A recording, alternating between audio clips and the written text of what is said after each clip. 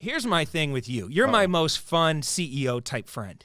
When you say that, I get nervous sometimes when you say, what do you mean by that? Just because I'm wild, I do crazy shit? I think you just live life to the fullest. I think you've married hard work, dedication, building big things, dominating whatever you're into, obsessing over it and kicking butt with somehow always having fun all the time. You want to know why? Because I was miserable. Because I did miserable for years. Chasing money, miserable. Chasing money, miserable. But how old are you, 75? 86. 86. You're 75. Another reason to take our anti-aging product. 86. I'll be 87 next week. You're in your 50s. Yeah, 51. 51. You look great, by the way. Thank you. And here's a fun fact about John. Most people don't know this. You didn't get your first tattoo until what age? I was in my 40s. You made it all that time.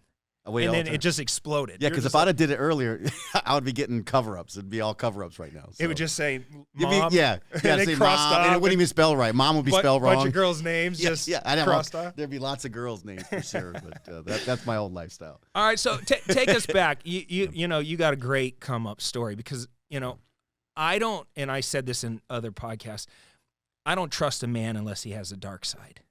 And I think people have to go through some shit to really grow and really learn. Like I know for me, the more honest I get with myself and with the people watching this, the more connection is actually made, and I just love your story because it's just so raw.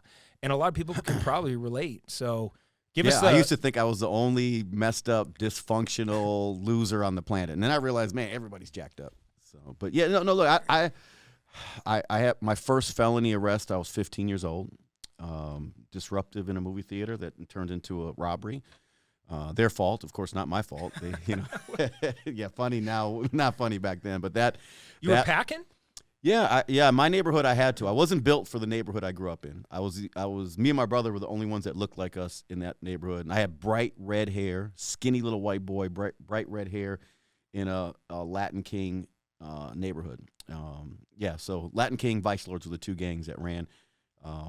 And I wasn't built for either one of those gangs. And I realized I wasn't climbing the ranks in those gangs anytime soon either. And they had everything I wanted, though. They had the girls, they had the cars, they had all this stuff, man. Because there was two types of people in my neighborhood, the capitalist and the consumer. And, yeah, I tried to be a capitalist, too. But then I tried the product, which, by the way, there's something called don't get high on your own supply. I didn't get that memo.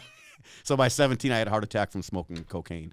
So yeah, you went all the way in. So wait, I'm picturing you in a movie theater, and they're like, what were they like? You need to leave, and you were like, yeah. They basically said we were being disruptive, and they said, they did what they were supposed to do. You have to go.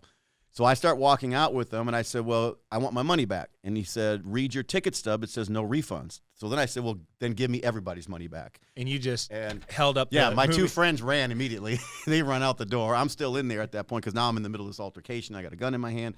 I think the gun was bigger than me when I was 15 years old. And how much did you even get, like $50 out of everybody? I didn't get anything because I'm telling the dude was freaking out. And I'm telling him to reach over the counter and pull the money out. He couldn't get the cash register open. I was new to armed robbery. This was a new thing. This was an unplanned. It was unplanned. Yeah, it was a terrible decision. What happened? You go to jail? Yeah. So I ran. There was a place. It's funny because that movie theater is now a church. That I'll tell you a story later on when I went to that church and the pastor embarrassed me in front of the whole congregation. As I was bringing tithes up to the front, he said, let me tell you about this guy. At one time, he robbed this in front of the whole place. I'm like, I just wanted to shrink. But across the parking lot, there was a club called 21 Below, where it was an underage place where teenagers went and acted stupid.